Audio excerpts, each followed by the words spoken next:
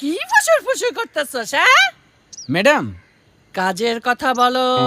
Madam প্রকাশ ওই যে ওষুধ কোম্পানির ডকুমেন্টস নিয়ে স্বাস্থ্য মন্ত্রণালয়ে পৌঁছাতে পারে নাই। মূর্খ, তুমি জানো না এসবই সিজারের প্ল্যান। প্ল্যান মতো সে দুজনকেই শেষ করে দিয়েছে। শুধু তাই না ম্যাডাম, চকবাজারের কবির যে আমাকে কথা শুনে নাই টাকা ফেরত দিছে, সে তো এখন সিজারের লোক হাত মিলাইছে। এসব কি বলছিস? হায় আফসোস, এসব কি বলছিস? হ্যাঁ আপা, ওই 6 বছর আগে চকবাজার রিয়েল এস্টেটের মালিক এবং তাদের লোকজনকে আমরা খুন করেছিলাম। সেই খুনের একমাত্র সাক্ষী এখন কবির। হায় আফসোস। কবিরকে তখন ছেড়ে দেওয়াটা আমাদের ঠিক হয় না। এই যাত্রাপালার মেকআপ উঠা ওই কবিরে খাইতে হইব। তাড়াতাড়ি কর। হায় আফসোস, হায় আফসোস।